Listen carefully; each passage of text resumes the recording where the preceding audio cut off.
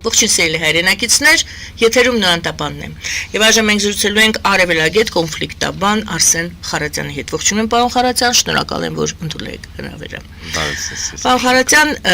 Հայաստանի ընտրություններից 2 ամիս առաջ Ռուսաստանի փոխվարչապետ Ալեքսեյ Օվերչուկը զգուշացրել էր Հայաստանին, որ ընտրությունների արդյունքներից մեծապես կախված է լինելու հայ-ռուսական հարաբերությունները։ Ադրբեջանն ու Թուրքիան էլ, մենք բոլորս գիտենք, ուշի-ուշիով հետևում էին ընտրությունների արդյունքներին։ Արդյունքում մենք ունենք 1 ամիս անց արդեն Փաշինյանի այցը Ռուսաստան եւ կարծես թե Միշուստինի հետ նրանք խոսում էին հետագա պլանների մասին եւ հետաքրքիր հայտարարություն արվեց Թուրքիայի խորհրդարանի նախագահի կողմից, նա ասեց հարցազրույց էր տալիս, նա ասեց, որ Թուրքիան, Հայաստանը եւ Ադրբեջանը Թուրքիայի մասնակցությամբ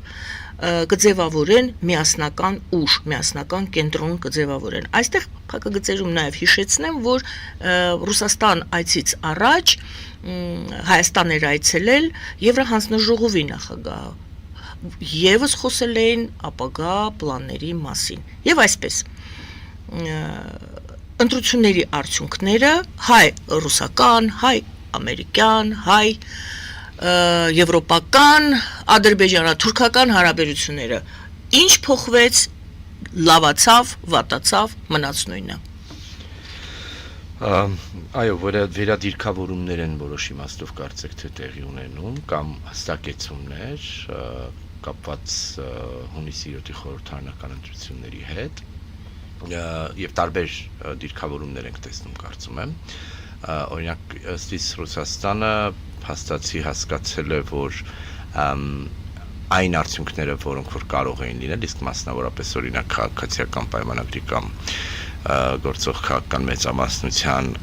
սահմանադրական մեծամասնություն ունենալու հնարավորությունը չի եղել ինչի արդյունքում իրենց սատելիտ ուժերի հետ մեկտեղ ավելի շատ հույս ունեն Հայաստանում որոշակի կոնկրետ ներքին քաղաքական ազդեցություններն ավելացնելու եւ կարծում եմ հենց դրանով է պայմանավորված Ռուսաստանի շարունակական այո չեմ վախեն ասել էմբարգոն ինչի մասին մերոնք չեն ուզում ասել ասում են դա այդպես չի սա պատժամիջոց չի եւ չի էլ կարող լինել ինչպես դասել ենք վարչապետի կողմից եւ այս ճնշումների շարունակականությունն ըստ ցույց է տալիս որ Ռուսաստանը փորձելու է շարունակել ազդել նաեւ ոչ միայն իրենց ուժերի միջև այլև այն տնտեսական լծակների միջոցով որոնք իրենք ունեն ես կարծում եմ որ Եկատերինբուրգ վարչապետի այցը մեր կողմից է ուրեմն նախաձեռնվել կամ ավելի ակտիվ մերոնք են ցանկացել գնալ հայկական կողմն է ցանկացել գնալ տեսել ենք որ դեռևս շնորհավորական չկա Պուտինի կողմից շատ ցածր մակարդակի ընդունել էին իրեն այսինքն ինքնաթիռից որիչել էր այն մարդիկ ովքեր դիմավորել են իրեն դա ռանգը ցածր էր այո եւ դա իհարկե դիվանագիտության մեջ ցուցադրական էլեմենտ է այսինքն մենք փորձում ենք ցույց տնել, թե ոչ մի խնդիր չկա, ամեն ինչ շատ լավ է, բայց իրականությունն այլ է։ Մասնավորապես տեսնում ենք, որ շատ կոնկրետ ապրանքատեսակների արտահանումը դեպի Ռուսաստան փաստացի արգելված է եւ կարծեմ, որ միևնույն է օրակարգային հիմնական հարցերը չեն փոխվել, իսկ մասնավորապես օրինակ երկաթգծի խնդիրը, որը դեռևս ակտուալ է եւ դե արդեն վերջնական տեսանք, որ ցանցերի ազգայնացում է տեղի ունենում, սա Ռուսաստանի կողմից ցավոտ է ընկալվելու։ Ցավոտ են ընկալվելու շատ այլ քայլեր առաջիկայում, բայց կտեսնենք, թե ինչ է անելու Հայաստանի ընդդիմությունը, արդեն ունենք սահմանական դատարանի որոշումը եւ դեռևս չենք տեսնում փողոցային միջոցառումներ։ Գուցե աշնանը կլինի, կտեսնենք մանդատները կվերցնեն թե ոչ, այսինքն ինչ որ իմաստով դեռևս ժամանակ կա մինչեւ օգոստոսի սկիզբը հասկանալու համար, թե ինչպիսի քաղաքական համայնապատկեր են ունենալու խորհրդարանում։ Միացյալ Նահանգների հետ հարաբերություններում կարծում եմ որևէ էական փոփոխություն չի լինելու, այսինքն քննարկման հիմնական առանցքային թեման շարունակելու լինել trip-ը, չնայած այս մասին դեռևս շատ բան չենք լսում, բայց կարծում եմ օրակարգային հիմնական հարցը սա է։ Եվրամիությունը Ֆոն դեր Լայնի այցը ինչի մասին խոսեցիք, իհարկե աջակցություն էր գործող քաղաքական մեծամասնությանը, այլ պատճառ չկար, չնայած Բաքու այցի եւս կար, ինչպես տեսանք, եւ Ադրբեջանը, որը ցանկանում է Եվրամիության հետ ունենալ այլ մակարդակի հարաբերություններ, սա մի բան է, որը իրենց օրակարգային խնդիրն է։ Ինչ վերաբերում է Թուրքիա, Ադրբեջան եւ կամ Հայաստան, Թուրքիա, Ադրբեջան երակողմ ինչ որ տրամաբանությանը միասնական ուժ են դեռ խոսում։ կտեսնենք թե ինչ նկատի ունի Թուրքիայի խորհրդանի ղեկավարը, կարևոր է որ սա խորհրդանի ղեկավարի մակարդակ է, դեռևս արտգործնախարարի մակարդակում ասված չի, բայց մեծ համար օրակարգային հարցերը պարզ են եւ ակնհայտ։ Վերջնական համաձայնեցված է սահմանի բացումը, որը տեղի չի ունենում, այսինքն Թուրքիայի կողմում է։ Դա նորություն չէ, ճիշտ է։ Այսինքն սա բայց սա է օրակարգը, չէ՞, այսինքն դիվանագիտական հարաբերությունը սահմանի բացումը։ Հարցը այն էր, թե ընտրությունների արդյունքները նույնն են թողել բոլոր հարաբերությունների մակարդակները, թե ինչ որտեղ ավելացրել են, ավելի ջերմացրել են, ավելի սրտացրել են, թե վատացրել են։ Այդ մենք ուզում էինք այդ տեսանկյունից դիտարկել։ Վստահաբար ազդել են ոչ դրական իմաստով Ռուսաստան-Հայաստան հարաբերությունների վրա, արդեն ասացինք։ Չէր փոխել, այսինքն եղել է վատ, որովհետև փորձենք հասկանալ Ռուսաստանի ուզածը ինչն է։ Դուք ասում եք էմբարգո, լավ, թող լինի էմբարգո։ Այսինքն Ռուսաստանը ցույց է տալիս, որ իրենց համար այս իշխանությունը կամ այն քաղաքական հարաբերակցությունը, որ ձևավորվել է, առանձնապես շատ ցանկալի չէ։ Այլապես չէին լինի այս պատժամիջոցները։ Բայց մինչև ուր նրանք պետք է չընդունեն արդյունքները, չշնորհավորեն, լավ, ասենք չեն շնորհավորել։ Քանի դեռ ընդդիմությունը։ Բայց եթե Միշուստինը ընդունում է Փաշինյանին, արդյոք դա Բայց ճանաչում չէ։ դեռևս նախորդ խորհրդանի տրամաբանությամբ այս պահին գործող վարչապետ է։ Միանշանակ այո։ Այս դիհաչը հիշենք։ Այսինքն դեռևս շարունակում է նույն խորհրդանը մնալ, չնայած վերջացել է նստաշրջանը, բայց ֆորմալ նրանք են, կառավարությունը դեռևս չի փոխվել, նոր խորհրդարանը դեռևս նիստ չի գումարել, ուրեմն այդ իներցիայով կարող են ընդունել եւ բնականաբար նաեւ ցույց տնել, որ մենք չենք կանչել, ինքն է ուզել գալ, եկել է, սա է տրամաբանությունն էստից։ Ադրբեջանի ցանկությունները կամ Ադրբեջանի սպասելիքները եւս ոնց որ թե իրենք առնվազն մոտ ապագայում կրկին օրակարգայնացնելու են եւ կամ ակտիվացնելու են սահմանադրության փոփոխության կամ նոր սահմանադրության հարցը, այն փաստը, որ սահմանադրական մեծամասնություն չունի քաղաքացիական պայմանագիրը կարող են շահարկել այս կամ այն փուլում, բայց ընդհանուր առմամբ նաև տեսնում ենք ակտիվացում այն հռետորաբանությամբ, որը խաղաղության միտված չէ մեծ հաշվով, խոսում են ինչ-որ վերադարձի մասին, խոսում են Արաբության Ադրբեջան եզրույթով, այսինքն սրանք ակնհայտ են դարձնում, որ Ադրբեջանը մեծ պատկերում նաև օրակարգային է պահում այն հարցերը, որոնք որ խաղաղության այս պահին քննարկված պայմանագրով կամ փաստաթղթով պետք է որ իջիկ դառնային կամ առնվազն պաշտոնական մակարդակում օրակարգում չլինեին, բայց իրենք շարունակում են նաև այս տրամաբանությունը, պահելով, այսպես ասած, այս ուղին կամ հնարավոր լծակները կամ ազդեցության հնարավոր միջոցները, որ ունեն, չեն շտապում որևէ բան փոխել, կարծում եմ իրերի այն դրությունը, որը կա իրենց համար առավելապես ընդունելի է այս պահին եւ Ադրբեջանի եւ Թուրքիայի պարագայում առաջընթաց ունենալու կամ ապահովելու տեսանկյունից Հայաստանի ապաշրջափակման հարցում, ուրեմն հիմա էլ կապում են նրա հետ, որ այ լավ կլիներ մի հատ էլ Վաշինգտոնից ցանկ ստանայինք, հա, օրինակ տեսանք ՆԱՏՕ-ի գաղափարժողովների Անկարայում, որտեղ Թուրքիան փաստացի բացի ընդունող կողմը լինելուց նաև Ամերիկայի հետ խոսակցությունում ըստ էության F-36-երի հնարավոր ստանալու մասին էր խոսում, սրանք այն հարցերն են, որտեղ կարծես թե վերջնական համաձայնություն չկա եւ Միացյալ Նահանգների կողմից որևէ հնարավոր ազդեցություն, որպեսզի առաջընթաց լինի Հայաստան-Թուրքիա կարգավորման տեսանկյունից, պայմանավորված է լինելու նաեւ Թուրքիայի կողմից ինչ-որ բան ստանալով ամերիկացիներից, ուրեմն հարցը պահում են այնպես ինչպես կա, որպեսզի հնարավորինս շատ շահույթով դուրս գան իրերի դրությունից։ Նույնը կարելի ասել Ադրբեջանի հետ կապված, բայց ավելի շատ Եվրամիության հետ խոսակցությունում եւ հենց դրա համար եմ ասում, որ ֆոն դեր Լայնի այցը ոչ միայն Երևան էր, այլև նաեւ Բաքու։ Կարելի ասել, որ այսպեսի ձևակերպել իրավիճակը, որ Հայաստանը եւ Ադրբեջանը գուցե եւ Ադրբեջանի նախաձեռնությամբ մրցակցում են իրենց լավ հարաբերությունների ձևավորմամբ Եվրամիության հետ եւ Ադրբեջանը Հայաստանի շնորհիվ, Հայաստանի միջոցով է, Հայաստանի գործոնի միջոցով է բարելավում իր հարաբերությունները եւ Միացյալ Նահանգների հետ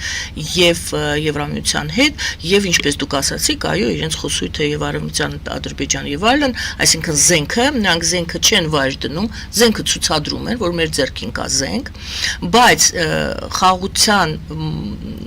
թեմաներով, զրույցներով, այսինքն Հայաստանի հետ հարաբերությունները բարելավելու պատրվակով փորձում են ամրապնդեն իրենց դիրքերը Ադրբեջան-ամերիկյան եւ Ադրբեջանա-Եվրամիության հարաբերություններում։ Եվ այստեղ կա մրցակցություն, այդ էր հարցս։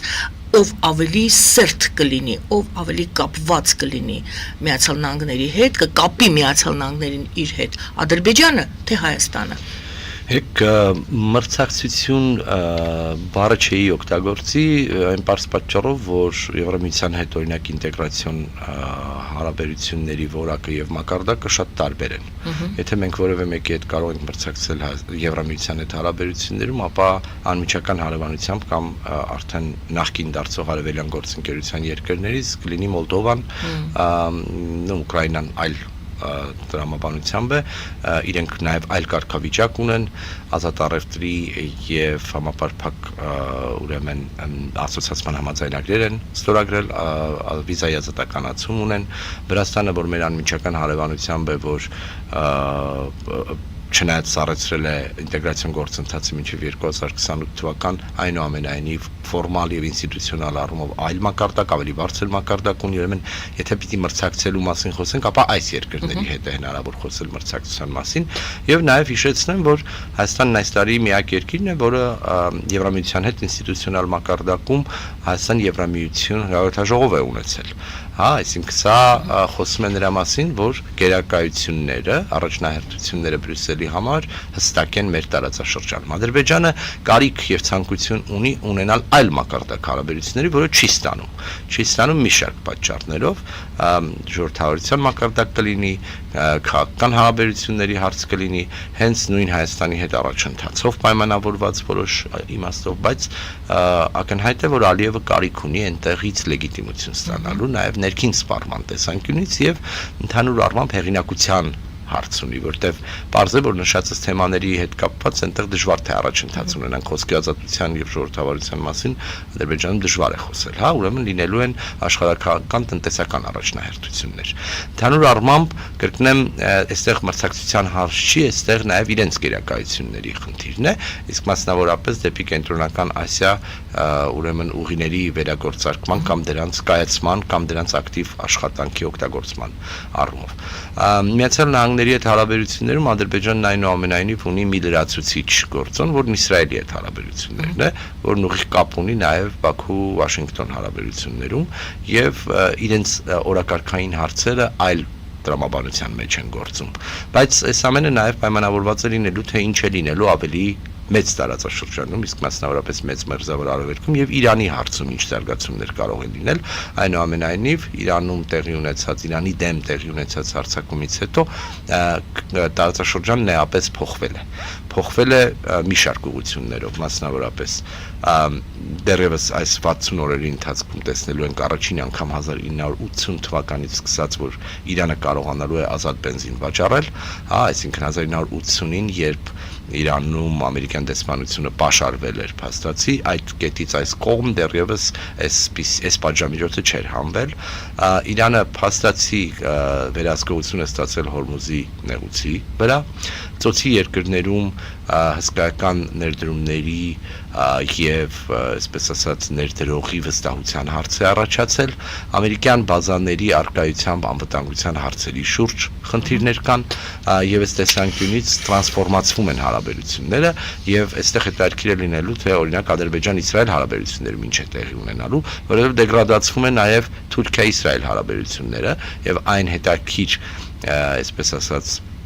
տարբեր դրսևորումներով միջնորդի դերը, որ Ադրբեջանը ենթադրաբար ուներ Իսրայել-Թուրքիա հարաբերություններում, սա նույնպես էապես փոխվելու է։ Ուրեմն,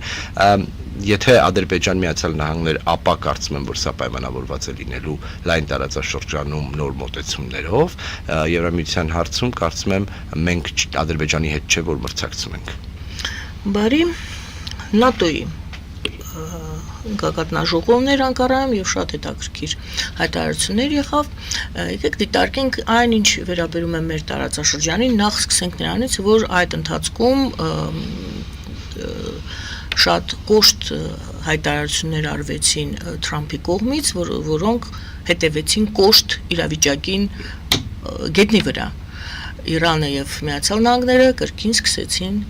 իրար ռմբակոծել։ Այժմ գովազդ ենք հատայում եթերում, սիրելի բարեկամներ, մնացեք մեզ հետ, գովազդից հետո մենք կզրուցենք Միացյալ Նահանգներ Իրան փոխհարաբերությունների մասին եւ այն, ինչ տեղի ունեցավ ՆԱՏՕ-ում։ Գովազդ է եթերում։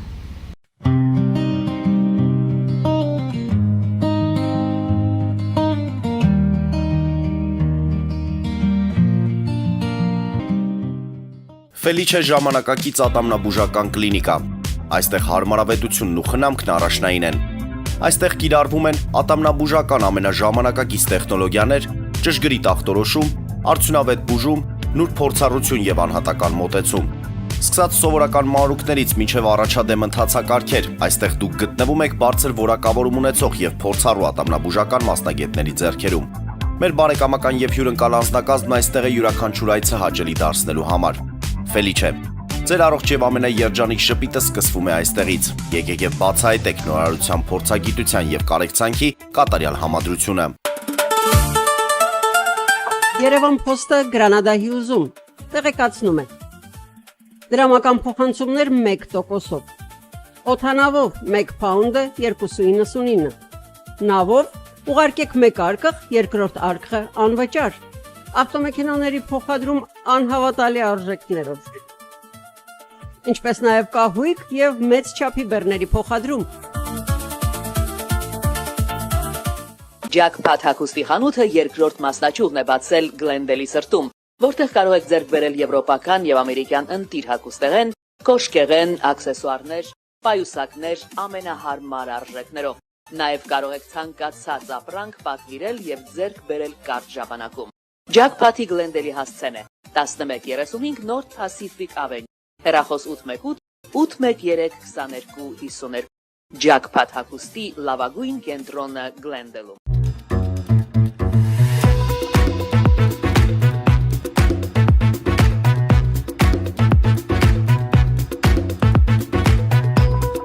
Արարատ ռեստորան, ընտանեկան եւ ընկերական ժամանցի լավագույն հասցե, սիրված արտիստներ, հյուրընկալ մթնոլորտ, հարուստ ճաշացան, անմահական խորտիկներ։ Արարատ ռեստորան, հասցեն անփոփոխ, սիրով սպասում ենք ձեզ։ Լավագույն պաղպաղակ, բնական, համեղ եւ մատչելի գներով պաղպաղակը կարող եք ձեռք բերել բոլոր հայկական խանութներում։ Պահանջեք հայկական պաղպաղակ, Թամարա պաղպաղակ։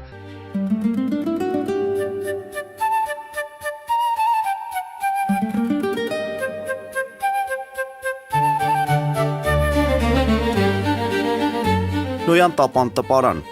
Նոյան տապան հրատարակչություն, շարվածքից մինչև տպագրում, զանգահարեք, գրեք, այցելեք, միասին պատրաստենք ձեր գիրքը, ամսագիրը կամ թերթը, որտեղ նշվելու է, տպագրված է Նոյան տապանում։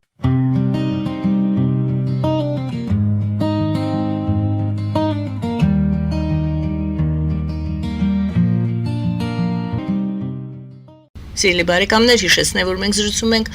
պարոն Արսեն Խարատյանի հետ արևելագետ կոնֆլիկտաբան եւ այսպես Անկարայում հավաքվել էին ՆԱՏՕ-ի անդամ երկրները։ Այստեղ հետաքրքիր էր Թրամփի հետևյալ հայտարարությունը։ Մենք դիտարկում ենք Թուրքիա,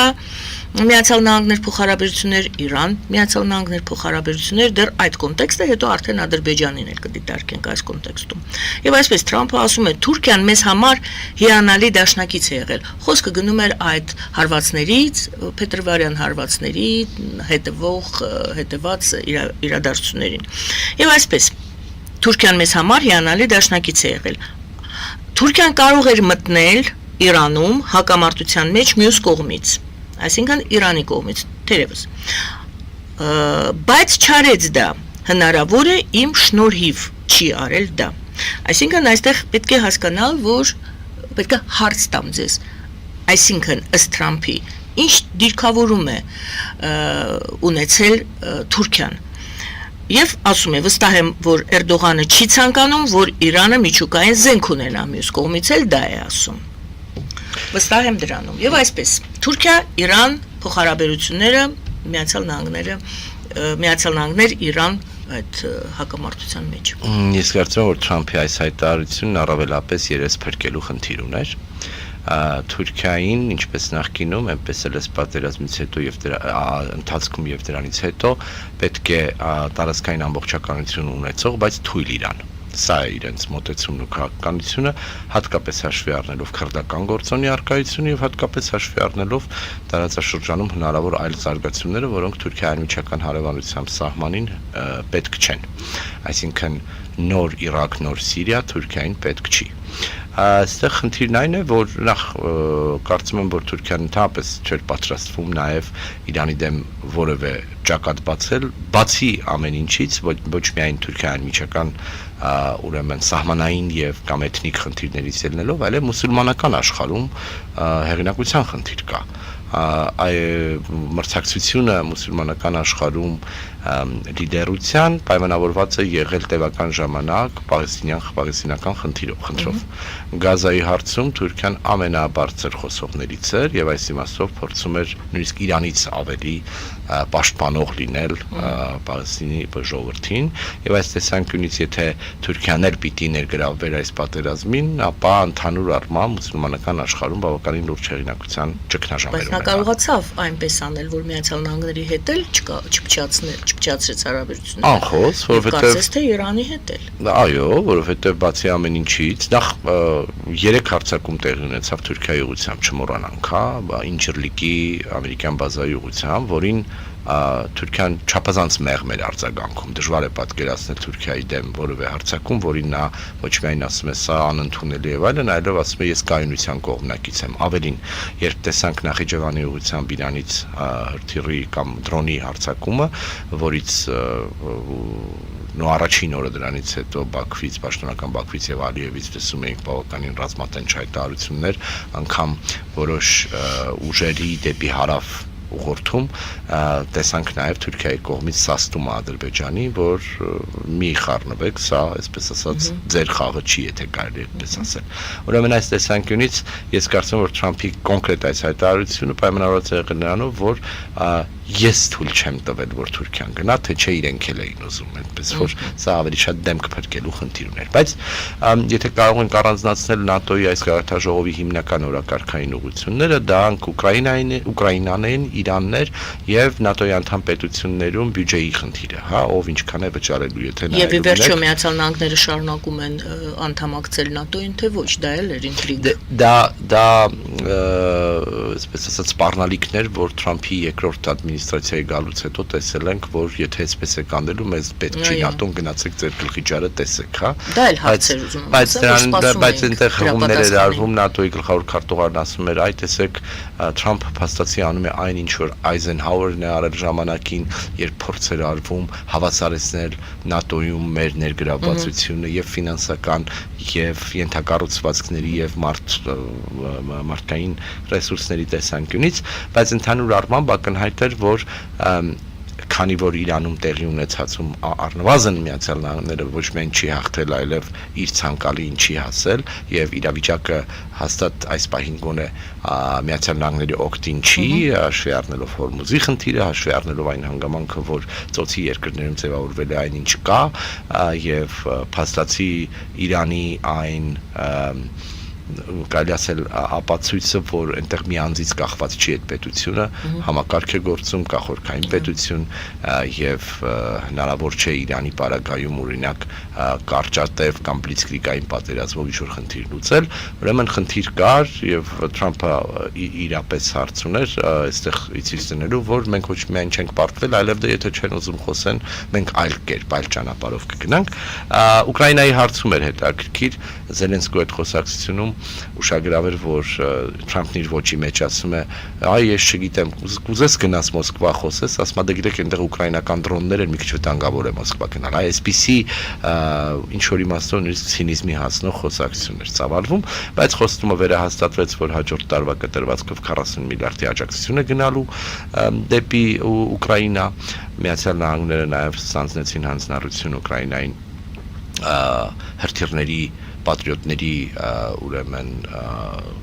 ստեղծման համակարգեր տրամադրել, ընդհանուր առմամբ կարելի է ասել, որ երկրորդ Թրամփի կամ Թրամփի երկրորդ պաշտոնավարման ընթացքում այն քաղաքականությունը, որով փորձեր արվում, այսպես ասել, քանդել Ուկրաինայի շուրջ համաձայնությունը կամ արևմուտքի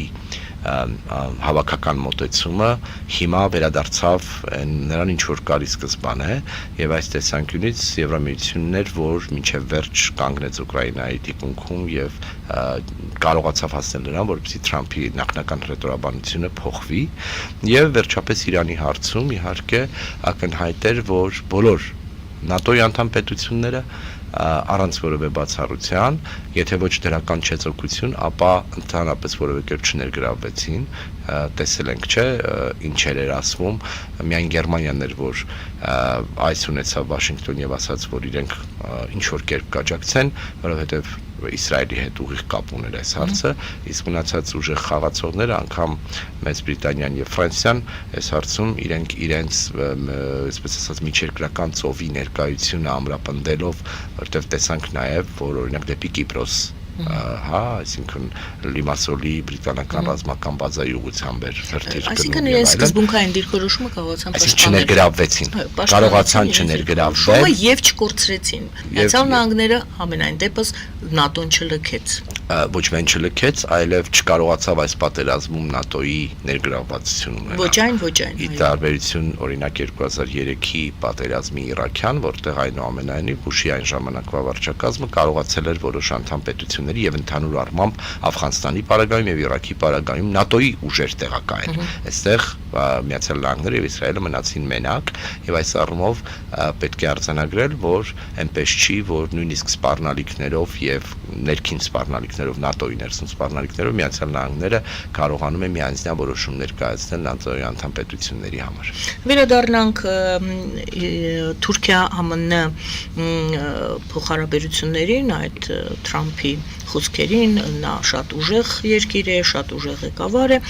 Արդյոք կարելի է ասել, որ արդյոք Թրամփը Ադրբեջանը ընկալում է Թուրքիայի պրիզմայով։ Հանրապես կարելի է ասել, որ Թրամփը, այսպես ասած, խոշոր խաղացողների միջոցով է դիտարկում ոչ այնքան մեծ պետությունների հետ հարաբերությունները, բայց ես կարծում եմ, որ այստեղ սխալված կլինենք, եթե այդպես նայենք, որտեղ Թրամփի ընդհանուր քաղաքականությունը կամ վարչակազմի քաղաքականությունը տրանզակցիոնալ է, շատ կապված ֆինանսական հարցերով։ Օրինակ, ես վստահ եմ, որ ադրբեջանական կողմը բավականին լարված է, թե ինչ ներդրումներ են պահանջելու իրենից, որովհետև 80 միլիարդի պաուստային ֆոնդ ունի։ Եվ ուրեմն ես առավել քան վստահ եմ, որ ամերիկացիները օրինակ ուղիղ նաև իրենց հետ խոսում են իրենց ունեցած պաուստային ֆոնդերի ինվեստիցիաներն ուղղորդելու տեսանկյունից։ Ուրեմն, եթե անգամ նայելու լինենք, որ այո, մեծ տարածաշրջանում Թուրքիան շատ ավելի կարևոր պարտներ է Վաշինգտոնի համար եւ Ադրբեջանն էլ ինչ որտեղ կարող է տեղավորվել, սա չի նշանակում ամենևին, թե ուրեմն Բաքվի հետ խոսակցությունը երկկողմում պակաս կարևոր է Վաշինգտոնի համար։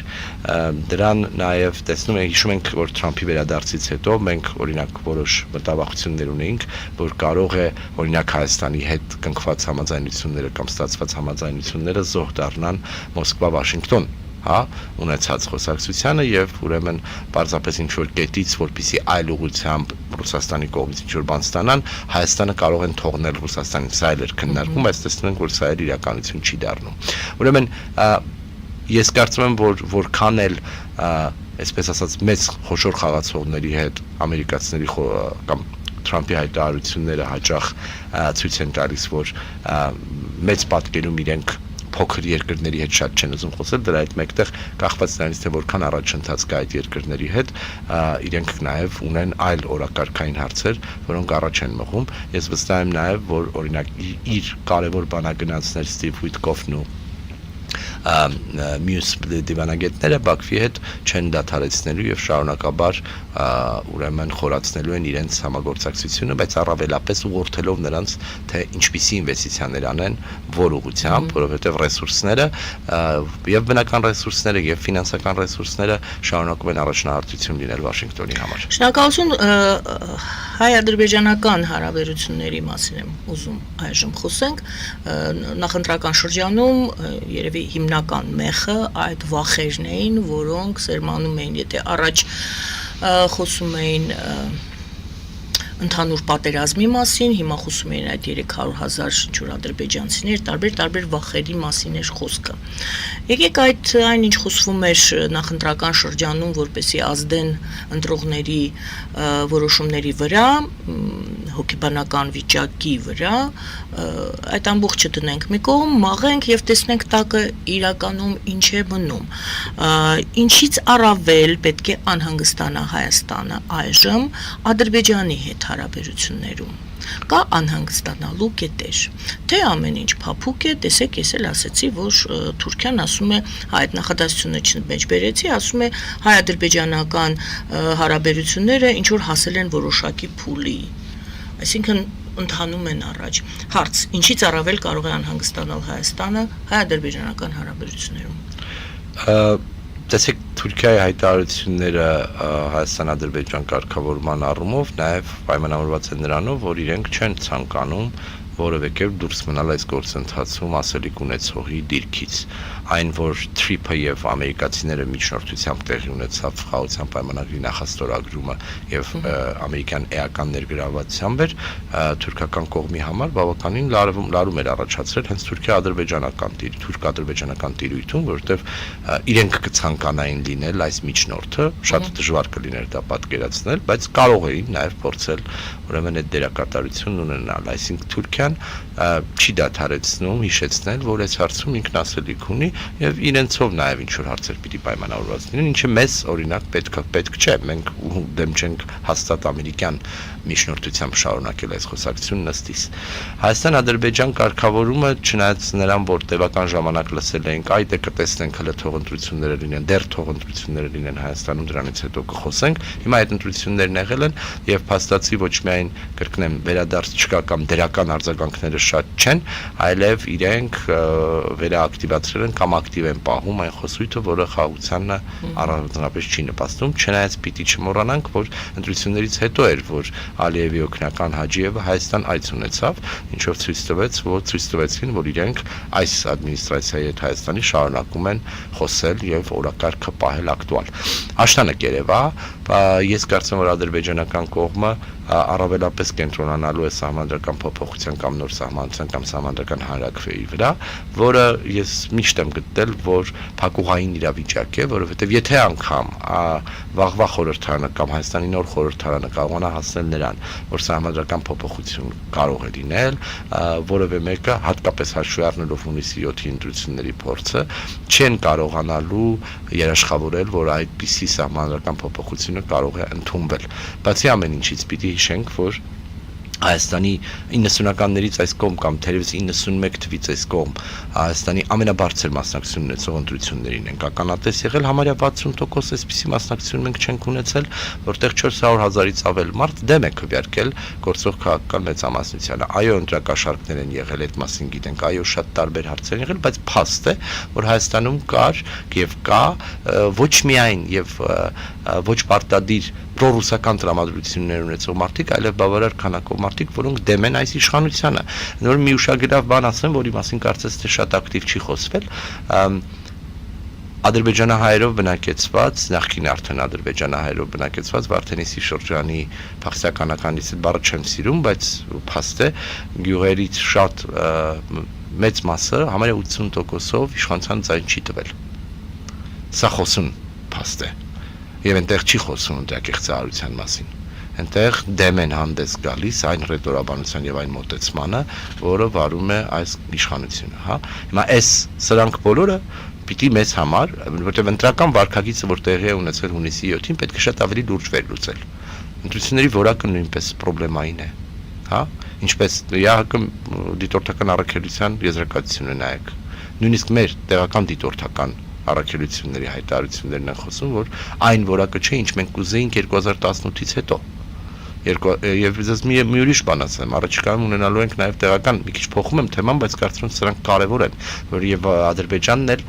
ուրեմն հաճախ սպեկուլյատիվ դրա վրա է կառուցում իր քաղաքացիությունը։ Դե ասում եք, տեսեք, ձեր ժողովուրդը չի ուզում սա, ինչի պիտի մենք այս կամ այն բանը ստորագրենք, հա։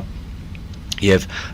մենք ունենք մի իրավիճակ, երբ այսպես ասած չափից դուրս արագ խաղաղասերի դիրքով Ադրբեջանի եւ Թուրքիայի հետ հարաբերությունները կարգավորելու մոտեցմանը Հայաստանի բնակչության մի մեծ մասը դեմ է։ Եվ սա ոչ պարտադիր վախերով կամ Ռուսաստանով է պայմանավորված։ Ես ուզում սա էլ առանձնացնենք, հա։ Այսինքն, այո, քաղաքական ուժերը կարող են սև ու սպիտակացնել իրերի դրությունը, միմյանց դավաճան եւ այլն անվանելով, բայց իրողությունները տարբեր են եւ կարծում եմ, որ շատ լուրջ եզրակացություններ պետք է արվեն այս ընտրություններից ընդհանուր առմամբ Հայաստանում հանրության մոտեցումների եւ նախասիրությունների տեսանկյունից, հուսով եմ, որ քաղաքական մեծամասնությունն այս հետևություններն անելու է։ Բարի, եւ հետընտրական շրջան ենք մենք տեսնում այս ձերբակալությունները եւ մարդիկ շատ խոսում են այն մասին, որ մարդու իրավունքների խախտումներով են անցկացվում բուն ձերբակալությունները։ Այժմ ինձ հուշում են, որ էլի կրկին գովազդային ընդմիջում պետք է լինի։ Սիրելի բարեկամներ, մնացեք մեզ հետ, գովազդային ընդմիջումից հետո կշարունակենք զրույցը։ Իմ հարցս լինելու է հետևյալը. արդյոք այն, որ մարդիկ խոսում են, որ տերոր է, քաղաքական տերոր է ընդդիմադիրների նկատմամբ, երկիրը իջնում է, սղում է դեպի ավտորիտարիզմի, արդյոք դուք այդպես եք գնահատում եւս թե ոչ, եւ ինչ են ասում մեր միջազգային գործընկերները, որոնք համարում են, որ Հայաստանի հիմնական ամենամեծ առավելությունը դա ժողովրդավարականությունն է, ժողովրդավար պետություն լինելն է։ Եվ այսպես գովազդից հետո, սիրելի բարեկամներ, կզրուցենք այս մասին։ Գովազդի եթերում։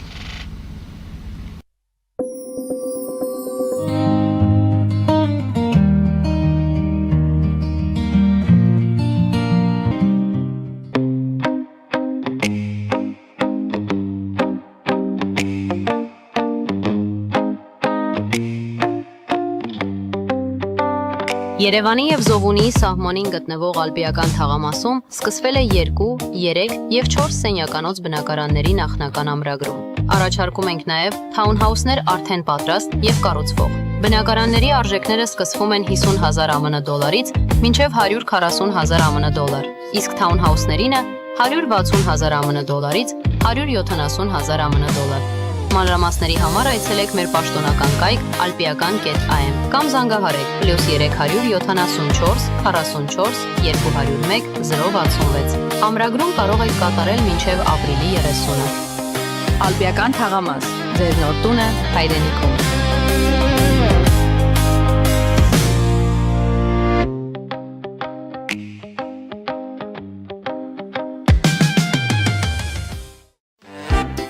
Ձեր երեխաների ուրախ, անհոգ եւ գրագետ մանկությունը վստահեք Սիմբա արքա մանկական զարգացման կենտրոնին։ Հասցե Մաշտոցի 5Կ, հեռախոսահամարներ 093 405 411 095 405 411։ Ավելի քան 11 տարի Աքսիոմետ վնասվածքաբանական վերականգնողական բժշկական կենտրոնում գործում են հենաշարժիչ համակարգի խնդիրների լուծման բոլոր ժամանակակից մեթոդները։ Հասցե Երևան, Տերյան փողոց 3 շենք, 42 տարածք, հեռախոս 010 522 882 091 522 882։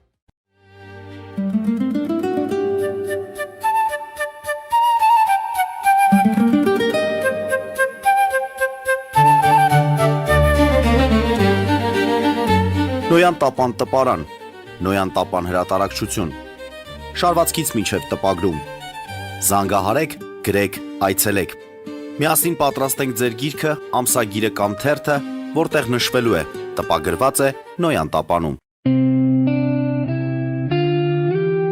Նոյան տապանի վազող տողում հայտարարություններ տեղադրելու համար այցելեք Երևան Իսահակյան փողոց 28 երրորդ հարկ կամ զանգահարեք 055 50 90 50 +1 818 967 567 կամ էլ կապվեք կոնտակտ Շնիկ.am էլեկտրոնային հասցեով։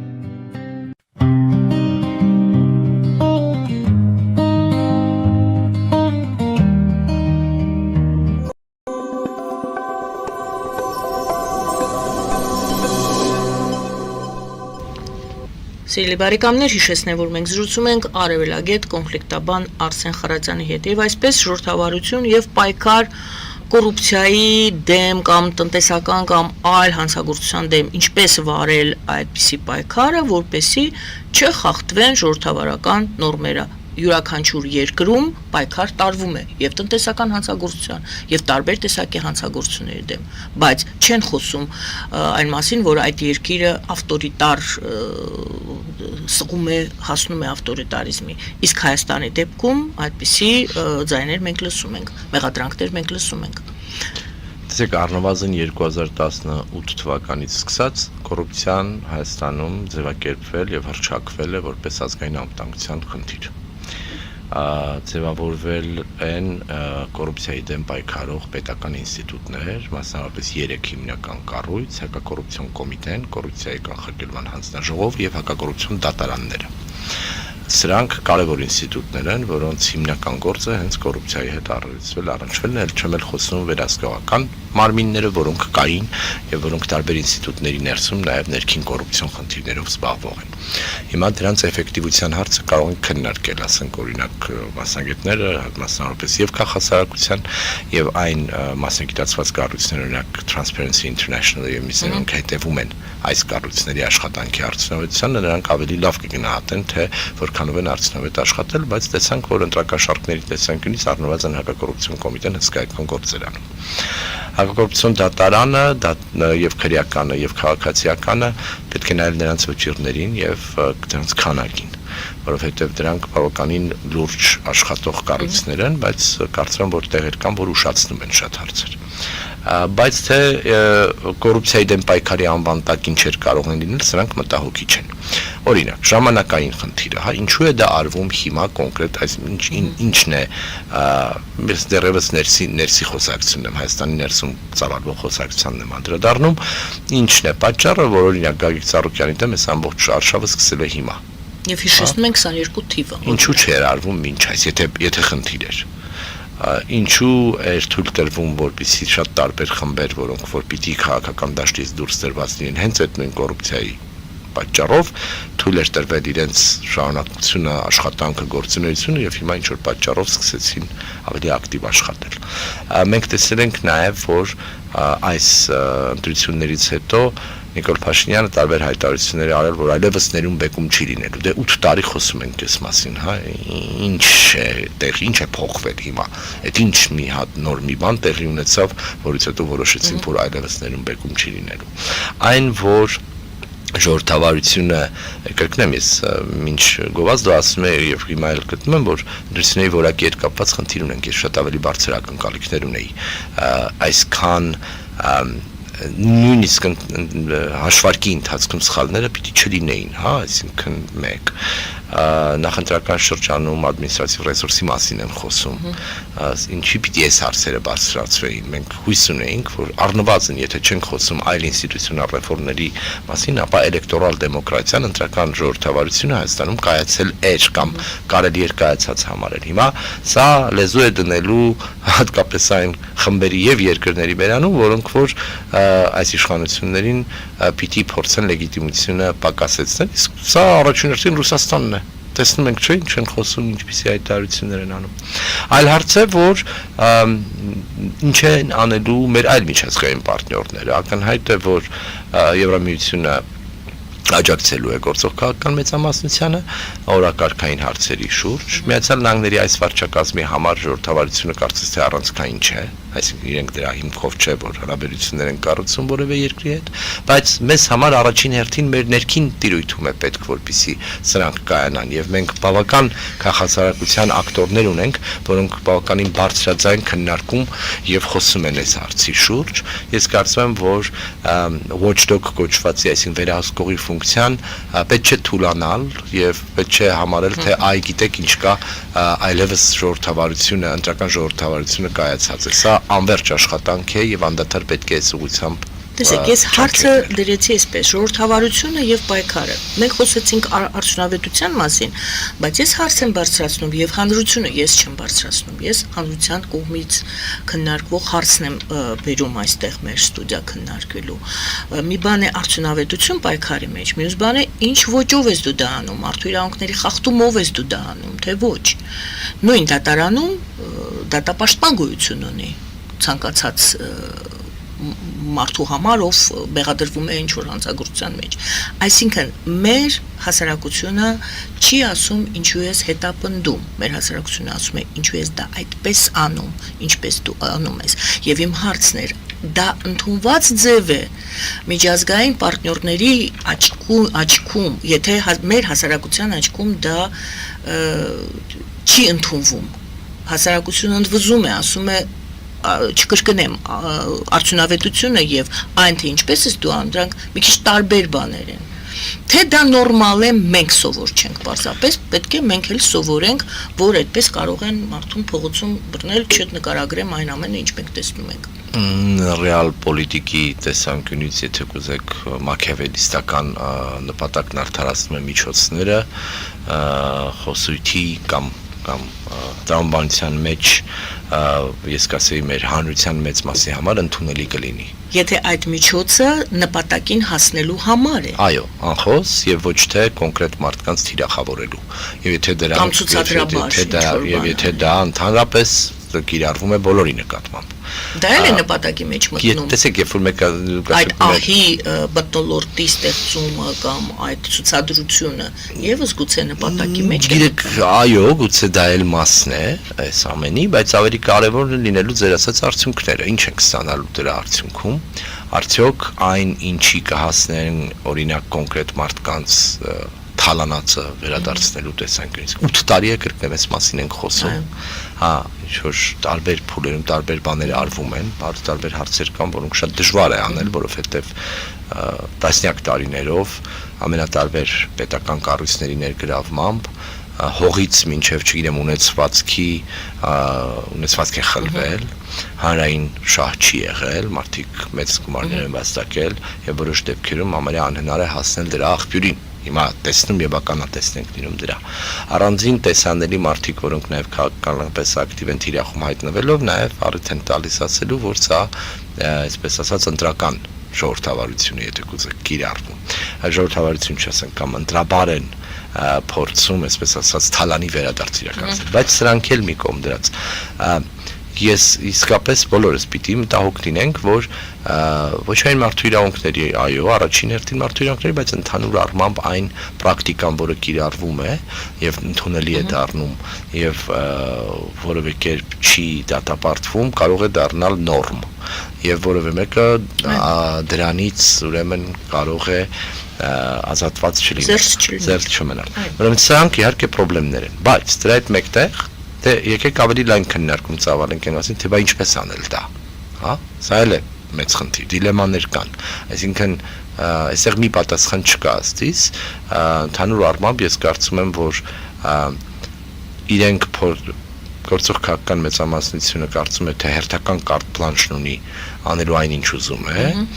եւ դրա համար առնվազն արևմուտքից չի դատապարտվելու, բայց չպետք է մոռանալ, որ այդ արևմուտքը շատ տարբեր եւ բազմաթև է։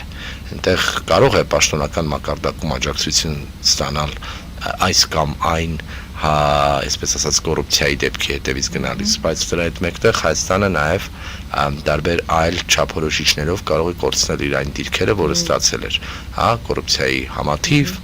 խոսքի ազատություն, փառքաստու, որը դեռ այնուամենայնիվ ունենք, ինտերնետ ազատությունների մակարդակ, որով աշխարհում առաջատարներից ենք, սրանք եւ արձագանքը կարող է անմիջական չլինել, այլ հետագայում դրանք հետո են կառուցվում, հենց այդպես, այսինքն սրանք դրանք հիմա չեն, այսօրվա գործողությունները հաջորդ տարվա համաթվերում են դրսևորվում կամ արտացոլվում եւ այլն։ Տեսնենք, կրկնեմ, քաղաքական հռետորաբանության եւ հայտարարությունների մակարդակով կրկին լսում ենք այն մասին, որ այլևս ներում բեկում չի լինելու, ժամանակը ցույց կտա, մենք մինչ այս առանձնապես շատ բան չենք ունեցել։ Մեկ հեռախոսազանգ կհասցնեմ թերևս ընդունել, այո, լսում եմ ձեզ, բարև ձեզ։ Այո, բարև ձեզ, speaking Արաքիրյան, բարև ձեզ, պարոն Խարատյան։ Չնայած խոսքը գնաց դեպի ներքաղաքական հարցերը, բայց ես կուզենայի միջազգային մի կետի մասին ձեզ հարց տալ։ Դուք նշեցիք, որ Ադրբեջան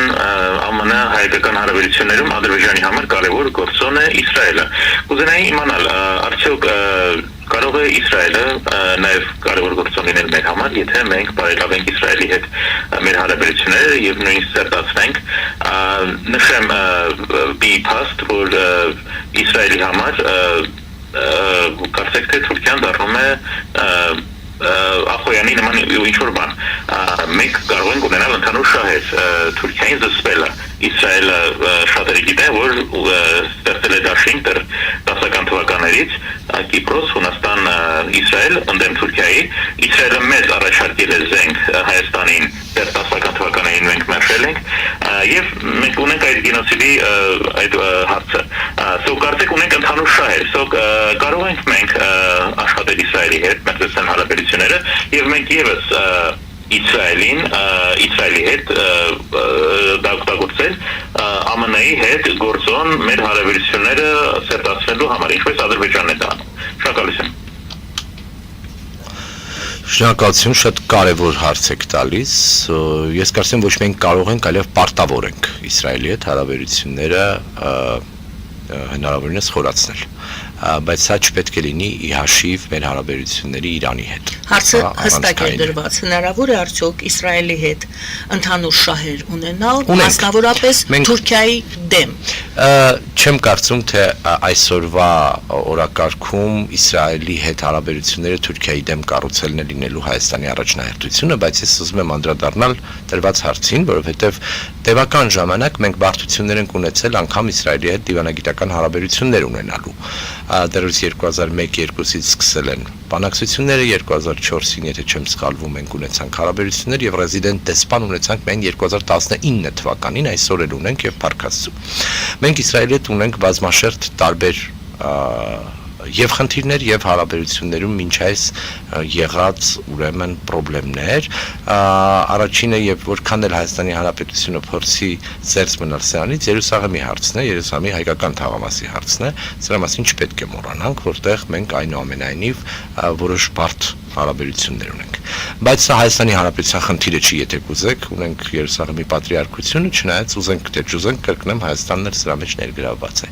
Ես կարծեմ, որ պիտի շատ զգույշ լինենք եւ հայտարարություններում հատկապես պաշտոնական մակարդակում, օրինակ պատերազմի օրերին Իսրայելի կողմից որոշ աջակցություններ առաջարկվում, մենք պաշտոնապես ասացինք, մեզ ձեր աջակցությունը պետք չէ, գնացեք գրողից օձը, պաշտոնական մակարդակում ասացինք սա։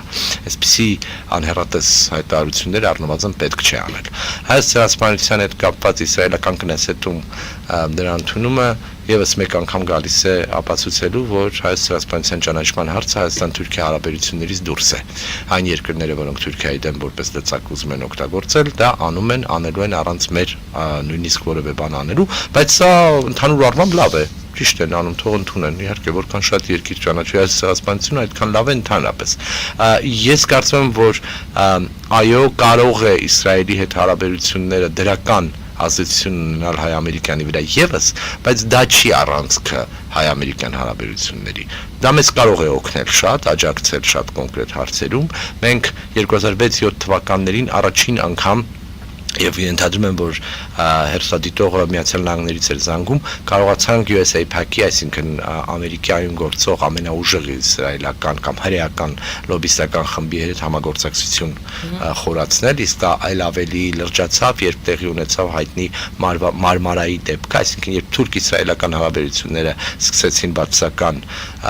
ուրեմն միտումներ դրսևորել, նաեւ իսրայելական լոբին, իսրայելական չասեմ, հրեական լոբին, որտեղ դրանք տարբեր են, Իսրայելը տարբեր դրսևորումներ ունի Միացյալ Նահանգներում, սկսեց սերտորեն համագործակցել հայկական լոբիստական խմբերի հետ, հենց նաև հայոց ցեղասպանության հարցում, որը որոշ լրացիչ դռներ բացեցին մեզ համար, արդեն ավանդական դարձած Միացյալ Նահանգների օրենսդիրում, կոնգրեսում եւ սենատում։ Կարևորագույն ուղղությունն է, ես կարծեմ, որ Իսրայելի հետ մենք պիտի խորացնենք մեր հարաբերությունները եւ դա չպայմանավորենք որևէ երրորդ երկրի հետ, լինի դա Իրանը, լինի դա Թուրքիան, լինի դա Մերձավոր Արևելքի մեծ համար բարեկամ երկրները, եւ այս ուղղությամբ անելիքը շատ է, առնվազն այն փաստը, որ մենք ռեզիդենտ դեսպանությունն ենք այնտեղ, սա շատ լավ է, ես կուզեի, որպեսզի Հայաստանում եւս Իսրայելի դեսպանություն բացվեր, որպեսզի հարաբերությունների ակտիվացումը ել ավելի հնարավոր լիներ եւ կարծեմ, որ հիմա լավ փուլ է դա անելու, բայց կրկնեմ, ոչ թե միավորվելով Իսրայել, Կիպրոս, Հունաստան ընդդեմ Թուրքիայի տրամաբանության մեջ, այլև հնարավորինս երկկողմը խորացնելով։ Եվ վերջում անդրադառնանք այնուամենայնիվ այո այդ ճանաչմանը կառավարության կողմից Իսրայելի եւ Քնեսետում սպասվելիք ամենայն դեպս քննարկման այս հարցի կարծում եք արդյոք որ դա այս անգամ Իսրայելը համարում է, որ ժամանակն է այս հարցը լուծել, տալ այդպիսի գնահատական, որ եղել է ցեղասպանություն Օսմանյան Թուրքիայում։ Տեսեք, տևական ժամանակ Իսրայելում եղել է, խորհրդանում եղել է խմբակցություն, որը պարբերաբար հայոց ցեղասպանության հարցը բարձրացրել է։ Բերել է օրակարգ կամ մտել է արտաքին հարաբերությունների հանձնաժողով կամ չի մտել եւ դա որպես լծակ օգտագործվել է այս անգամ չենք բայց ես չեմ կարծում որովհետեւ մենք էլ ենք պրագմատիկ դարձել մենք էլ էմոցիոնալ չենք վերաբերում այս հարցին այլևս որովհետեւ ուզենք թե չուզենք հայոց ցեղասպանության հարցն այլևս միայն էմոցիոնալ խոսակցության տիրույթում չի սա քաղաքականության մաս է ճանաչման հարցը ես նկատի ունեմ եւ այս տեսանկյունից սա ակնհայտ է դարձնում սա Իսրայելի որոշումն է իրենք են որոշում դրա բարոյայթիկական հատվածը մի կողմ եմ դնում իրենք սա Թուրքիայի հետ կապված օրակարգային են դարձրել նաև որպեսզի ցույց տան եւ ճնշեն Թուրքիայի դեմ եւ նաև պատասխանեն նրան որ Իսրայելը մեղադրվում է Գազայում ցեղասպանություն իրականացնելու մեջ սրանք փաթեթի մաս են բայց կրկնեմ ընդհանուր առմամբ սա Հայաստանի Հանրապետության ջանքերով չի պայմանավորված այլև հենց Իսրայելի առաջնահերթություններով Շնորհակալ եմ պարոն Խարատյան, շնորհակալություն սիրելի հայրենակիցներ։ Արսեն Խարատյանն էր մեր զրուցակիցը, արևելագետ կոնֆլիկտաբան զրուցվարում էի ես Գայանե Առաքելյանս, բարին ընձեզ։